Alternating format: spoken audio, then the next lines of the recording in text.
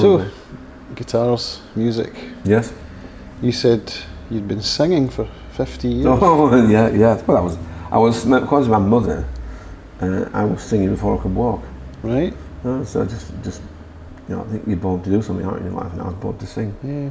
And was it the singing that came first then? That's a good question.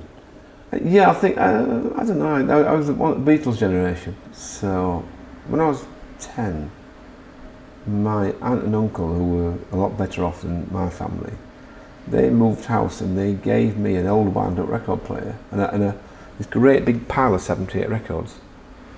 And I was quite a shy kid, and so in my bedroom with my hamster, I used to play all these 78 records. And the days you're supposed to change the needle every time, they made tins of needles and you put the needle up the gramophone thing. And really what you would do, you'd get a pin and you'd hold a pin and you could hear it playing the music. But there was like Gracie Fields and there's Beethoven, Gracie Fields, my favourite piece of music, which is Usually Joy Man's Desire Rings, on the piano version of that was on one of them. There was Lonnie Donegan, Rock Island Line and all that stuff. Teddy Bear's Picnic, and I had a 78 of Tommy Steele. My first record when I was 7 years old was a Tommy Steele record, and I think that was. I've always loved lots of different music, and that part of it. I had all this music that I listened to, and I loved I liked nice melodies, and lovely pieces of music. So I was lucky to have all that to get me. That was 10 years old. 10 years old, and then the following, and then of course the Beatles came out, and all that came about as well. And then I was off, and Dylan, I remember the first time I heard Bob Dylan, I couldn't believe it. I wasn't very old, but I remember the back of my neck going up, the hairs going up when this guy was singing The Times Are Changing. Yeah. And it sounded like a big orchestra to me. It was one guy with a harmonica and a guitar. Come gather around, people. And then it's Paul Simon and Simon and Garfunkel. It was a singing act, the harmonies and the singing. I don't think, much as I love instrumentalists a lot,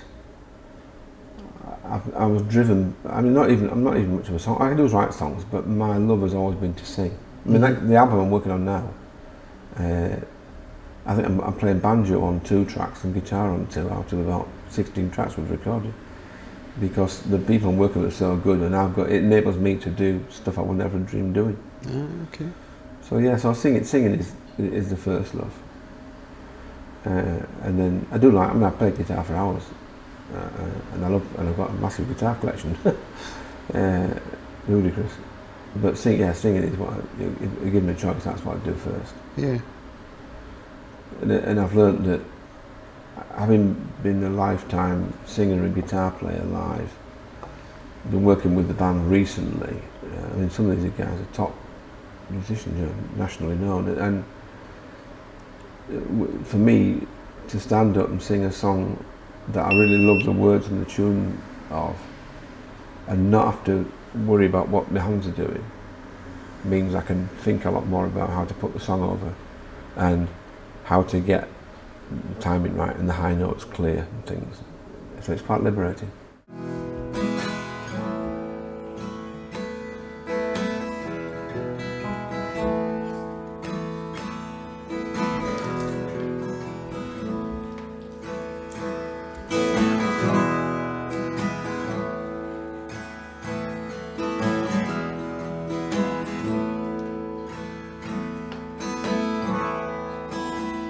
It was on one bright March morning I'd been New Orleans with you, and I took the road to Jackson Town with fortune to renew. I cursed all foreign money, no credit could I gain, which filled my heart with longing for the lakes of Pontchartrain. And so how did the guitar come into the frame? Well, Bob Dylan. Beatles, and then Bob Dylan. Beatles, they used a lot of acoustic guitar. I remember the early, well, mid-era Beatles stuff. Well, even at the Hard Day's Night, there was a lot of acoustic guitar on it. And then I was Rubber Soul, Norwegian Wood, all those girl, Norwegian Wood. I'm Looking Through You. It was a lovely acoustic guitar bit at the beginning of that. Yeah. I just had always loved the acoustic guitar, so that's when the road I went down, and I you start out with beginners guitars that were crap. But then as soon as I started working, I bought Echo guitars originally, and then I bought a Gibson J50, half a year's pay it was at the time. When I was 19 I bought that, so then I just got into acoustic guitars. And I love the sound of great acoustic guitars. So I've built a collection of, I hope, that is proven by chance, but they are great. I mean, the Olsen that I was playing last night, really unbelievably wonderful sounding guitars. Yeah. So that's where it comes from. Did you grow up with the north of England? I grew up in teenage years in Scarborough. Right. I can claim to be the one person I think ever that has had a personal conversation with Paul Simon at a dinner, and he asked me where I came from, and I said to him, actually Paul, I come from Scarborough, it's not Scarborough, And I thought, oops, and he went, oh, ha ha ha ha. So I got away with that one. So it must have been quite difficult in that part of the country to find nice guitars. Well, in those days, I mean, you didn't. A lot of people, it's like you see people now going in shops and playing hell of a lot, thousands of pounds for factory-built guitars when you know that they could buy something, buy a hand-built a lot better if they knew. But then in the early 70s, my friend bought a Gibson Les Paul. So I went back to the same shop in Scarborough the next week and bought a Gibson J50 because I didn't even know about Martins really in those days. And the 1970s Martins weren't great, but there weren't luthiers around at that time. Yeah. It was the late 70s, I think, that started over here with Andy Manson, Rob Armstrong. Andy's still building, isn't he? Yeah, Nigel Thornberry. I think they were the early ones here. But it didn't really get going in a big way until, I think, really Jim Olsen and James Taylor. That was when it all lived off it all, I think, and it all became a big thing. And that was 1989. To the point where we've got to now where, I think in some respect it's become it's a bandwagon thing. And there's lots of people building guitars. In the States, I'm not quite sure how they make any money doing it, but there are a lot of people building guitars. Yeah, I've been interested in high-end acoustics since about 2001, and even since then I've seen a lot of changes. Well, I had this Gibson for 20 years, and when you've got nothing to judge it by, you think you've got a great guitar. And in fact, I mean, I did, even BBC, I did a BBC concert once, and the following day on a folk programme, they were talking about the great sound I got out of the guitar, which made me laugh. But this was a Gibson, and it was 19 years old then, so I guess, I mean, it had been played to a point where all the finish had all worn off the neck, and there were scratches all over it. I traded it in eventually, and the shop that I traded it in sold it in 2 days, so obviously, but I bought thanks to a Dougie McLean conversation, I bought a Taylor 812, which is a little grand concert, from a shop all the way up in Elgin. Oh, right. And that just changed my whole concept, because suddenly I got this guitar that had got a really nice balanced sound right across. All the trebles all suddenly came up, because the J50 was so bass heavy, clunky really. And within months, everyone was saying to me, "Oh, your guitar style's changed a lot. What happened?" And that really was the eye opener. And Taylor in those days didn't make many lines. They had the 5s that were mahogany, 6s were maple. This is the first number. Yeah. 5, 6 mahogany. 7 was Indian rosewood. 8 was better Indian rosewood. 9 was even better Indian rosewood. But it was logical. So you could think, oh well, and then so you could try the different guitars and remember what they were because of the numbers that you were trying. So that taught me about, to think about. I didn't even know what the J50 was made of. It was just my guitar. Right. So that then as the 90s went on, that was 91. I just kind of started. I bought couple more tailors at the time. But then you like you did in 2001, you start developing knowledge, don't you, what you like. Because again, Taylor had this 10s were dreadnoughts, 12s were little grand concerts, then they brought 14s out, which were grand auditorium, and the 15s were jumbos. And I learned that it made, because of the way their system worked and the way my brain works, I knew that a size 12 grand concert in Rosewood was the sound I liked, the best that worked best for me, and that was really helpful. I moved on from Taylor guitars largely now, but that was at the time that was very helpful. And then I started, I'm not sure whether, I think an Olsen Dreadnought was the first hand-built guitar I bought, about 2000. The first really expensive guitar I got was a Martin OM42 PS Paul Simon, which I paid $5,000 for in the US, and that was amazing.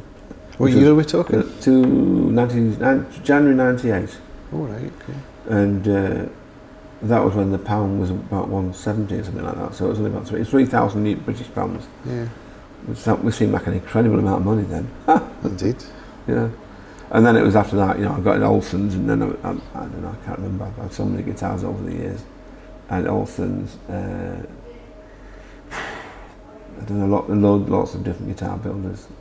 You learn over the years. You must have said, you get to know who you like, and now I've got my favourites now, which are Jim Olsen still, Ralph Bown, my good friend in York, one of the world's best guitarists, an hour away from here, Kathy Wingett, and a guy called Jamie Kinshirf in Texas. Jamie was somebody that really opened my eyes to create guitars, and he's not very well known over here, although he's been up to the RMJ gathering. I haven't met him, no. But Jamie was instrumental, I think, in I bought a guitar.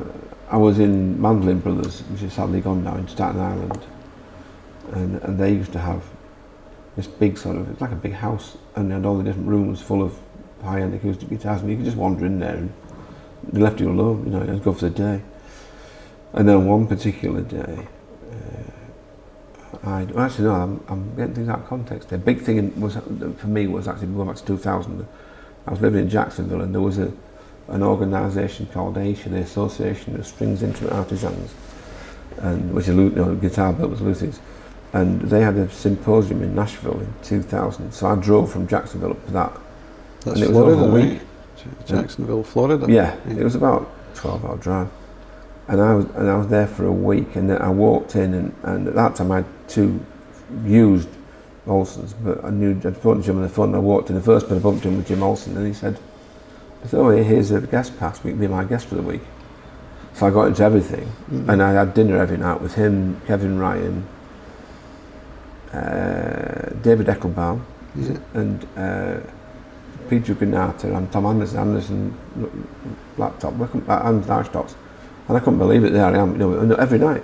So when anybody asks me, starts telling me about how Jim Olsen got to be James Taylor's guitar builder, I can put them right. And they'll say, how do you know? So because Jim Olsen told me, sat next to me in my car, driving along, telling the story. So I know all the facts about that. But that was that symposium actually that really, because I played so many guitars there, and out of hundreds that were there were about 3 or 4 that I played, and I could tell that they stood out for me. There was a Harvey Leach guitar. There was I'm trying to think. There was Jamie Kinshirf was actually at that, and I don't remember playing the guitars. I've still got to pick that picture. The Jim Olsen, obviously, and there was one other. I can't think of the name at the moment. It'll come to me. That Mark Blanchard. Oh, yeah, Bristlecorn. Yeah, that was really nice as well. So I learned by it was a week long, so you had time to play all these different guitars. I learned from that what was all the difference and met all the different builders. Some of them, a lot of them, I'm still friends with. Yeah. And there was a really funny story out of that there was it was in the actual thing itself was in the Sheraton Music City, massive big hotel with a massive big lobby, and on the last night there was a jam session in the lobby. So I went along, and it ended up and me doing the singing. If you're asking about singing, I ended up doing all the singing, and because I did Buddy Holly stuff and all that. And next to this guy who played lead guitar, I didn't know where he was, and he played lead guitar. And we had a fantastic, and there was loads of people down. It was one of life's unforgettable nights. And about, I don't know, 3 or 4 years later, I was looking in this book, and I thought, oh, there's that guy that played lead guitar for me that night. It was Dick Boak. Really? From Martin, Wow. yeah. So I emailed him. I said, and we'd exchanged emails about other things because I'd got some pics for the Port Sam Martin from him, some special petrol. Yeah. And I said, remember playing lead guitar for a guy singing songs? I said, that was me. So, that was a great night. You knew all those old songs. And I didn't realise who it was. The famous Dick Boak. I had no idea. From the Murray's green basin to the dusty outback, I waltzed my Matilda all over. Then in 1915, my country said, son, it's time to stop rambling, there's work to be done. And they gave me a tin house and gave me a gun, sent me away to the war. And the band had played Waltzing Matilda as our ship sailed away from the quay. And amid all the cheers, the flag waving and tears, we sailed off to Gallipoli.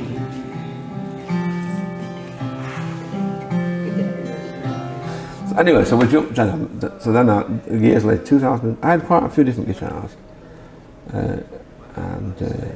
and then 2005 actually, I was in Mandarin Brothers trying all these different guitars out, and I've been there hours and hours and hours, and I just in one of these small rooms I picked up this guitar that had the most amazing wood. It was actually Madagascar rosewood, but it was really figured, and it's quite a big body. I picked it and played it. I said, "Oh, the hell built this? It was so amazing."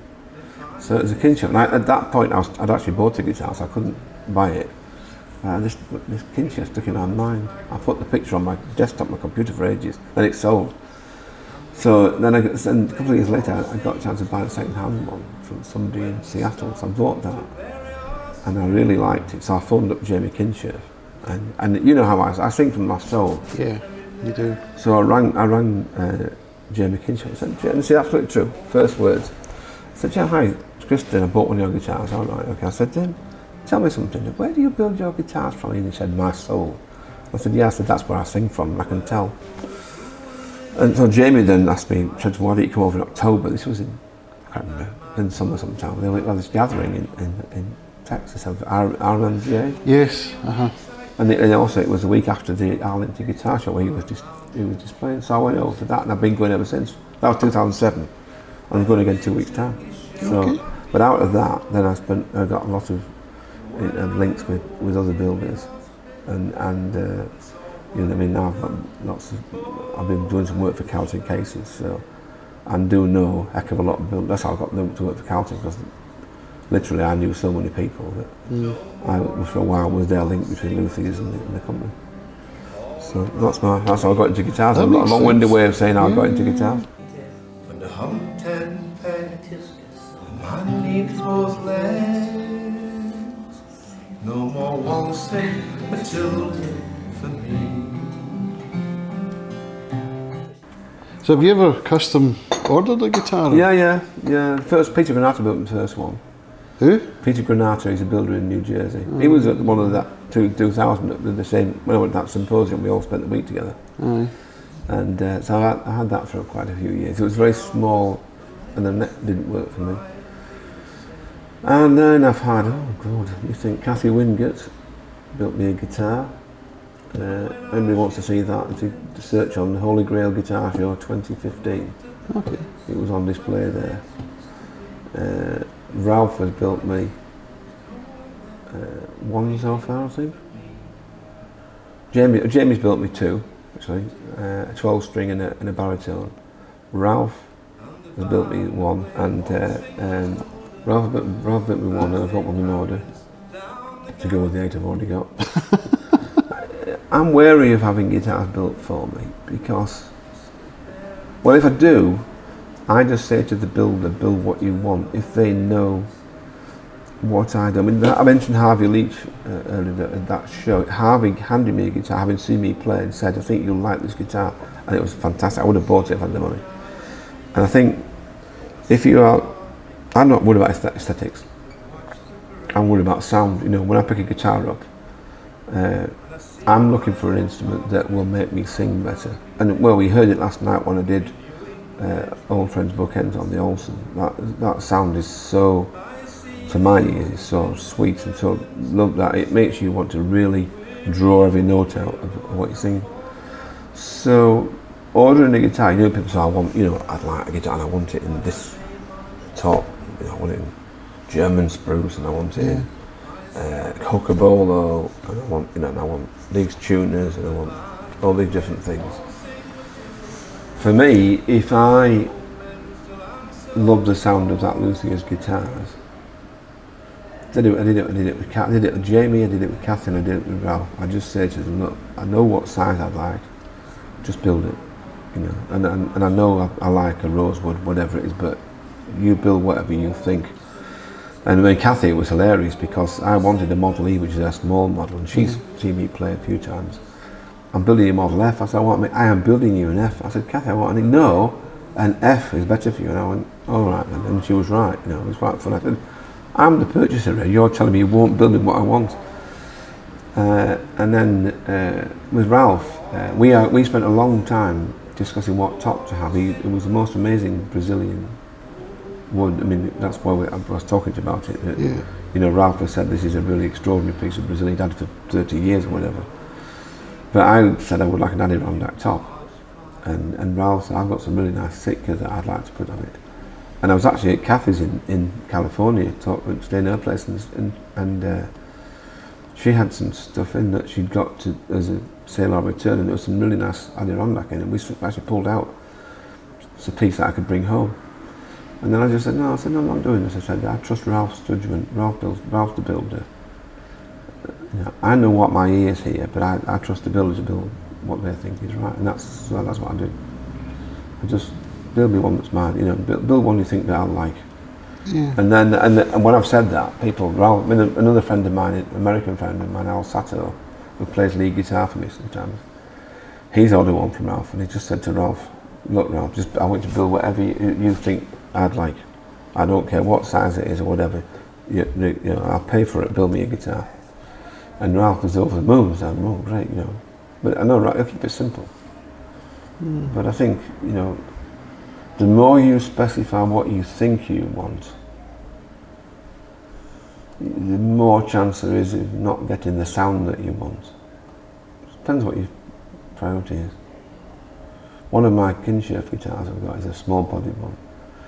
And it's a beautiful, Johnny Moscow's got it. Johnny Moss has borrowed it at the moment because he's got shoulder problems. And he absolutely loves it. But I played it for a friend of mine some years ago. And he said, oh, it's a great sound. I can never own it though. I said, why can't you own it? He said, they don't like the shape of the tuners. He said, they're too big. And I looked and I said, and they would go to a 510 full size. I said, well, I mean, you can make them minis. I just said, I'd never know. And I never noticed. Because I'd never thought about it. I just knew that when I picked this guitar up, it sounded great. Yeah. I don't like blingy guitars, but I'm not. Who cares? I want something that, when I'm performing, does everything I want it to do. Stays in tune, sounds great, does everything I want to do, makes me want to sing better. And whether it's got big tuners, little tuners, has got the Lord's Prayer up the neck, or whatever. It's got cracks and things. Who the hell cares? Yeah. You know, I always say to people that it doesn't look good on the CD, won't it? You know, it's what does it sound like? The first time I heard an Olsen guitar was on James Taylor's live album, and the first track is 1993, I think. And the first track was Sweet Baby James, and he started, and I put it on, and I literally said, "Who the hell built that guitar?" And they're like, "Oh, what a sound!" And actually, I got a brochure from Jim Olsen, and his price then was $2,995. Oh, and that was about 1,800 quid. Yeah. But I don't, I just want a guitar that sounds great. And there are lots of really, really good guitars. what you're looking for is just that there's a spark about some of them that for me as a singer is a catalyst to singing really well. It's interesting you said on our first night when I was looking through your stand and your collection that you thought we were on similar wavelengths. Yeah, I think so, definitely. Having just listened to you speak there, Yeah. I would agree with that. Yeah, I used to have a Kim Walker as my desktop screensaver as well. Yeah. And when that came about through a meeting with John Thomas. Yeah. And John I think he has 3 Kim Walker guitars now. And I played one and within 30 seconds I knew I was going to put my name down. Yeah. But then that whole thing came around of trying to communicate. I mean, I'd never met Kim had never seen me play. I think that's the key. Is when it was that Harvey Leach guitar, I said to her, how the hell did you know that would suit me? I had no idea at that time. It was small bodied. That's all I remember, small body. It was one that had been shipped to somebody, got damaged, so we'd had to retop it. But it's Brazilian, small body guitar, and it was just gorgeous. And I just wanted. I think there were 3 categories of guitar. I went over to New Zealand and did some gigs in 2005, and I took with me a Gallagher, small body Gallagher guitar, and when I came home I sold it straight away because it was just a box. It did everything, but it was just a box that did nothing either. No, for me, it was, the notes were all in the right place. It's made in tune. But it just had nothing for me. I bought it from John Pearce actually as well. John Pearce strings. Yeah. So there's that sort of guitar that you can pick up, play, and put it down and never see it again. They don't give a hoot.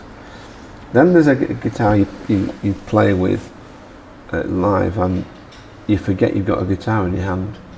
Because then I can't concentrate on the words because it's so easy to play it, and the sound is so nice that I'm not aware that I'm playing it.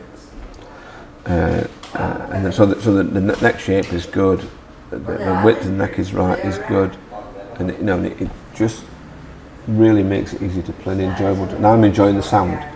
Then the third category, which sometimes is the second one, is you pick a guitar up and immediately start playing tunes.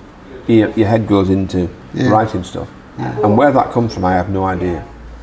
And that's interesting, And some of I've got guitars at home that I can't put down at home, but I wouldn't tour with them or gig with them much because they're not that sort of guitar. When I go out on a gig, I'll take a Ralph Brown OM or something. If it's one guitar gig, I'll take an OM because that does everything. Yeah. If it's I'm taking 2 or 3 guitars, I'll take a small body and then an OM probably, and a banjo as well. What body size is the Olsen that you played? That is smaller than double O, bigger than O. It's not. It doesn't follow Martin sizes. It's just. I mean, Ralph when he saw it said, "Oh, I don't like that. It should be a slotted headstock and a much smaller bridge." I said, "Yeah, but it's not a bound guitar, Ralph.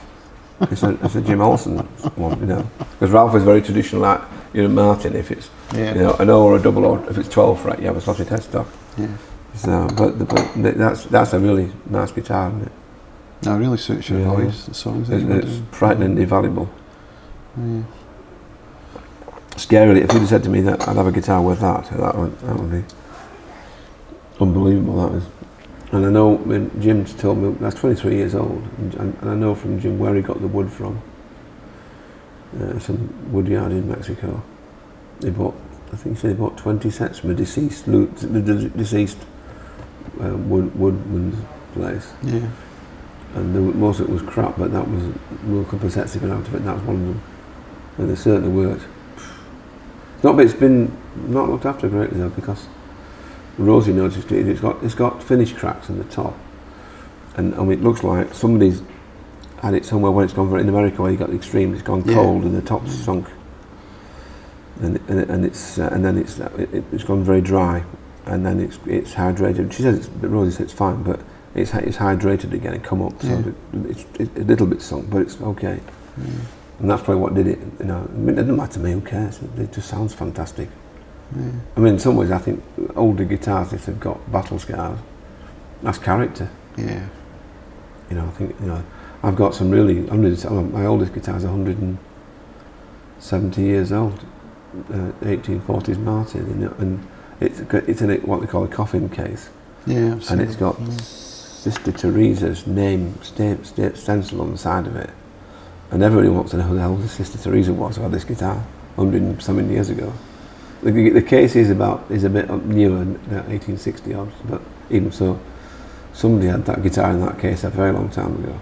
They'd love to know what they did, where they were, who they were. And I have another one from 1860, early 1860s. Size, they still build a size 2. And 227, and that's a gorgeous guitar. I've played a 217. Yeah, well, this is a 227. And I mean, I like to look inside them, take pictures inside. You like that with all this stuff, because you can see where all those years ago somebody used the chisels, and you know, you think, I wonder what happened to the people that built this. And I mean, that time, Martin started having the different sizes around that time, 1850s, 1860s, and they're still using them.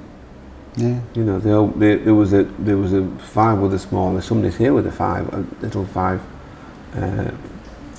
tenor guitar, and then you know they built 5, 4, 3, 2, 1, and then the O was a big one, and then they were double O and triple O. But that old system they started then is still in use. So it's quite. I met Mr. Chris Martin at the NAMM show, and that's first words from word.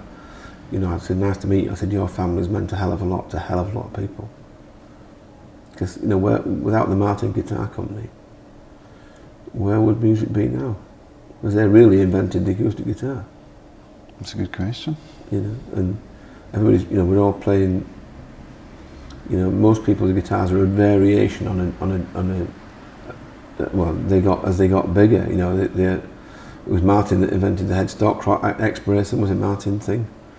The whole shape of guitars, and you know, and whenever you said to me, well, what size is that? Is the Olsen? Well, it's Jim Olsen's Parlour, but you know, we can reference it to somewhere between an O and a double O Martin that was designed from 100 and odd years ago. I love that. I think that's amazing to have that link with, you know, that people somehow, to me, people take a few bits of wood, you know, little thin bits of wood away, but to nothing, and they turn them into instruments that sound so amazing. The mandolins as well, banjos. I just, you know, for someone to say, what's the greatest thing you ever had in your life? I think that having my hands on the instrument, you know, a few bits of wood that somebody's converted into this unbelievable, uplifting, rainbow-like sound. I just want, if people don't understand that, I think it's a big loss in their life. Yeah. And I'm not into electric guitars much, I think, because it's not the same. That's, you know, a big scrapey electric noise, metallic noise isn't the same as a really, really lovely acoustic guitar. I've done some work with a quartet from the Halley Orchestra for my new album, and it was overdubbed onto the piano vocal track, and we were in this studio, and I was in the control room. And this amazing sound. There was a first and second violin and a viola and a cello. And one particular violin this girl was playing, you could tell it was this amazingly sweet sound. So I asked her afterwards, I said, that was a really lovely sound. Tell me about your violin. It was 300 years old. And she wouldn't tell me how much she paid for it, but she said it was a huge amount of money she paid for it. But you know, that somebody could, 300 years ago, could take bits of wood and turn it into that. It was, the sound of it was just amazing. That was an amazing experience, actually. There's no guitar on that track. There's piano and my vocal and Is there a publishing date in mind? Early next year, probably. But it's a bit like, there are certain luthier friends of mine that tell you that your guitar will be finished by Christmas. And it is finished by Christmas, but it's not the Christmas you expect. And my album has been going to be finished by Christmas for the last 2 years. Right. So hopefully this spring, I think. We've got in fact, we're in the studio 3 days this week. Okay. Doing the final stuff, I hope. Well, not all the fact that I'm going to go back in the studio where most have been recorded is different to where we did the Halley Orchestra stuff. So we're going to finish off all the stuff we've done, and then I'm going to go in the studio with the engineer producer in the other studio to finish off. That'll be interesting because we've done a version of Send in the Clowns. My life I wanted to do Send in the Clowns. Yeah. And yeah, I'll listen to it later on if you want. I can play it on my iPod. That would be nice. Yeah. And then we did also a song called Feels Like Home. It's a Randy Newman song. I know it, yeah. We put strings on that as well. They're not fully mixed yet. So we've got a version of Shenandoah with 7-piece band on that. I think at least 7 pieces, including me on banjo. We've got Alan on that track. We've got Alan Keary on fiddle, and his father is Van Morrison's lead guitarist and band leader. And on that we've got Dave Hassall on drums, who on part of the drums, who is professor of whatever it is of drums at Royal Northern College of Music. And plays in Glasgow as well. Actually, he also does stuff up there, and he's played with all sorts of people. I know he turned down. Says Dave, they wanted him to go and do Strictly Come Dancing, the last series, right. one Saturday, and he turned it down because he got a pub gig with his band that wouldn't let him down. And then we've got Chris Hillman, not the one from the Birds, Chris C.J. Hillman, who is Billy Bragg's instrumentalist, and he just played with Graham Nash recently as well. He's pedal steel mainly, but he plays all sorts. And he's Americana Instrumentalist of the Year this year and 2 years ago, and he's on. It was him that actually got it all together in the first place that put me in touch with the studio. So he's on it as well, various tracks. So we've got a lot of good people playing, and then these Halley Orchestra people. Look forward to hearing so that. Yeah, so it's going to be quite interesting. Yeah. But it's got, literally it goes from when I did it's quite comical. I was sat down one day on my banjo and I did what I thought was a very rudimentary banjo. Well, I didn't, not to record. I was just sitting in the chair outside in the main studio. And I did a Hard Times Come Again No More on the banjo, and Mark, who's the producer, just set a microphone up and recorded it. And I said, "It's not like that." He said, "No, it's crap, man. It's terrible." So I didn't hear it for months, And then we eventually, 2 or 3 months ago, we played it back, and I thought, "Oh, it's quite good. That I'm surprised." So he wants to put it on the album just as it is, just me and a banjo.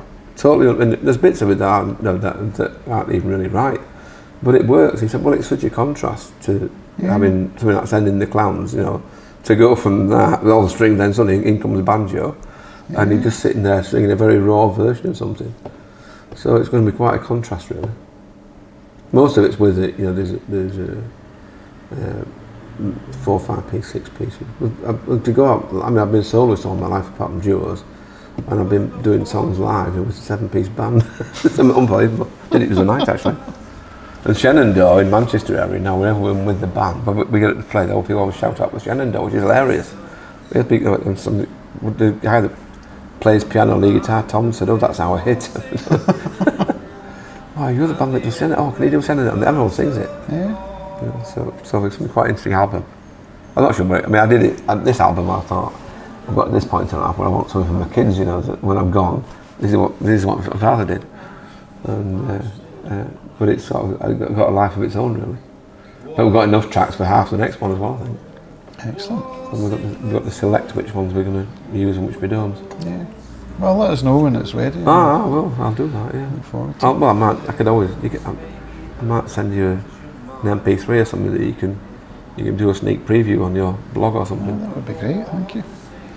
Well, I'm down to 3% on my battery. Oh my God, are you? That's right. I'm down 3% in my health. So, Chris Stern, thank you very much. It's been fascinating. Really enjoyed it. Thank you. Yeah, we'll do it again sometime. Yeah. Yeah, nice one. Yes, their ghosts may be heard as you march by that hill wall. Who come a waltz to sing Matilda?